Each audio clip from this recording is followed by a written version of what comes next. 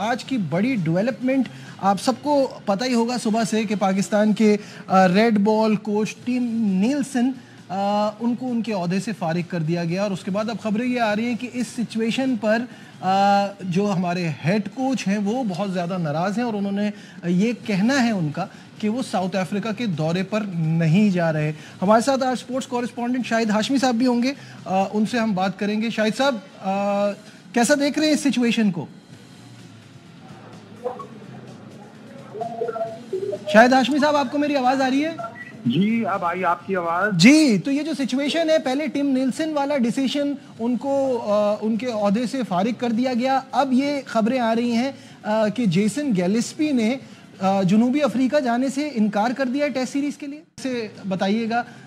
کہ جیسن گیلسپی کی انکار کی وجہ کیا ہے؟ دیکھیں، جیسن گیلسپی اس پہلے ٹیسٹ میچ کے بعد سے انگلینڈ بمقابلہ پاکستان، جب پاکستان کو ایک اننگز 47 رن سے شکست ہوئی تھی، اس کے بعد پھر پاکستان کرکٹ بورڈ نے بڑی عقل مندی سے اوور ہال کیا پورا سلیکشن کا پروسیس اور اگلے دونوں ٹیسٹ جیتے،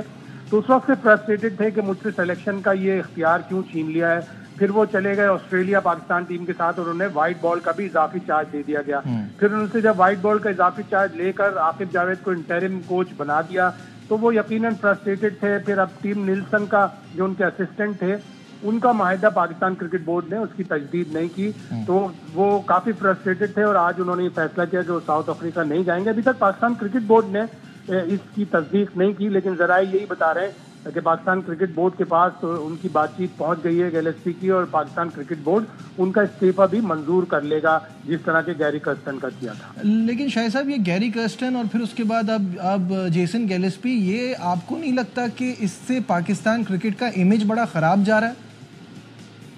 بالکل، پاکستان کرکٹ بورڈ نے ان لوگوں کو 2 سال کے لیے کوچ بنایا تھا، گیری کرسٹن کو بھی، جیسن گیلسپی کو بھی۔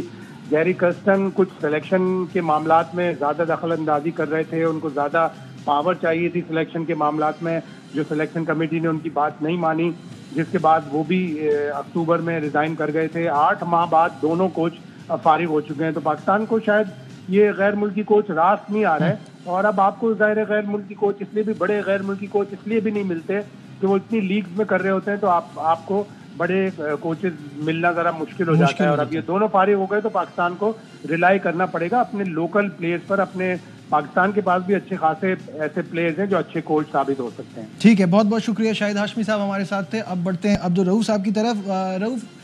شروعات تو ہمیں ظاہر ہے T20 سیریز سے کرنی تھی، لیکن اس سٹوری پر کیا کہتے ہیں ٹم نیلسن کا جانا، اور پھر ساتھ ساتھ اب جیسن گیلسپی کے حوالے سے بھی یہ خبریں آ رہی ہیں؟ لیکن میرا خیال ہے کہ پاکستان کرکٹ بورڈ میں ایک ویژن ہونا چاہیے اور اس پہ کام کرنا چاہیے۔ جب بار بار کی چینجنگ ہوتی ہے، چیئرمین کی چینجنگ، مینجمنٹ کی چینجنگ، یہ کوئی اچھے یا پازیٹیو ان کے کوئی اثرات آپ کی کرکٹ پہ پڑ نہیں رہے۔ آپ دیکھیں گے چیمپئن ٹرافی کا بھی آپ کا مسئلہ اسی لیے بتا ہوا ہے کہ جو پاسٹ میں آپ کی کرکٹ بورڈ سے کوئی اچھی کلیئر کٹ پالیسی دے نہیں سکے، نہ بنا سکے ہیں۔ بار بار وہ انڈیا کو انہوں نے اوبلائز بھی کرتے ہیں، آپ ورلڈ کپ کھیلنے کے لیے وہاں بھی جاتے رہے، ایشیا کپ بھی ہائبرڈ ماڈل پہ کروایا، پھر آپ نے ان کو بگ 3 کے لیے ووٹ بھی دیا، مگر آپ اس میں واپسی پہ کچھ لے نہیں سکے۔ اسی طرح اگر آپ کوچنگ کا مسئلہ بھی دیکھیں تو اس میں دیکھیں کہ اگر آپ نے کوئی کوچ رکھنا تو ایک پالیسی پہ رکھے نا۔ اگر یا تو آپ نے 20 سال سے اپنا یہ جو آپ کوچنگ پروگرام چلا رہے تھے تو وہ اس قابل نہیں تھا اس سے کوئی ایک بندہ بھی ڈیولپ کیا ہو، کیونکہ اگر ایک بھی بندہ کوئی ڈیولپ کیا ہوتا تو وہ کسی فارن ٹیم کی باہر جا کر کوچنگ کر سکتا تھا، مگر آپ کا کوئی بندہ کیونکہ اس کی ایجوکیشن ہی اتنی نہیں کہ وہاں پہ جا کے کوچ کر سکے، پھر مجبوراً آپ کو جو بڑے نام ہیں اس کو ہائر کرنا پڑتا ہے وہاں پہ جا کے۔ پھر جب ہائر کرتے ہیں تبھی آپ کی پالیسی کوئی نہیں ہوتی ہے۔ آپ نے نکی آصف کو ہائر کیا، پتہ نہیں کن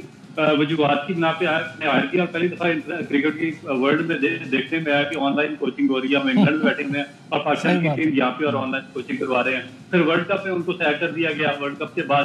اور اس کے بعد پھر جب کوئی بھی نہیں آ رہا تھا تو گیری کرسٹن جیسا ہائیلی ریپیوٹیڈ کوچ پاکستان آیا، جس کی نہ صرف کوالیفیکیشن کی پوری دنیا یا اس کے بارے میں مدعا ہے، بلکہ اس نے جو کوچنگ ایجوکیشن پروگرام ہے اس کو بہت زیادہ پروموٹ کیا ہوا ہے، کوچز بہت زیادہ اس نے دنیا میں انٹروڈیوس کروائے ہیں، اور ایک نئی اپنا ان کا جذب تھا طریقے میں۔ مگر ہوا ان کے ساتھ کیا کہ جب آپ نے امریکہ میں پاکستان کی ٹیم بھیجی جس کو وہاب ریاض اور پاکستان کی سلیکشن کمیٹی نے سلیکٹ کیا تھا، وہ بیچارے گیری کرسٹن کے سر پہ سونپی گئی۔ اس میں ہوا کیا کہ وہ آپ کے بندے بیٹھے ہوئے تھے ریٹائرڈ ہو کے 2 سال سے، وہ ٹی وی پہ بیٹھ کے پاکستان کرکٹ کو برا بنا کہہ رہے تھے، ریٹائرڈ پلیئر آپ نے ان کو بھی پاکستان ٹیم میں ڈالا، آپ نے جو انفٹ پلیئر تھے ان کو بھی پاکستان ٹیم میں ڈالا، اور کوئی بندے ایسے تھے جو کوئی بھی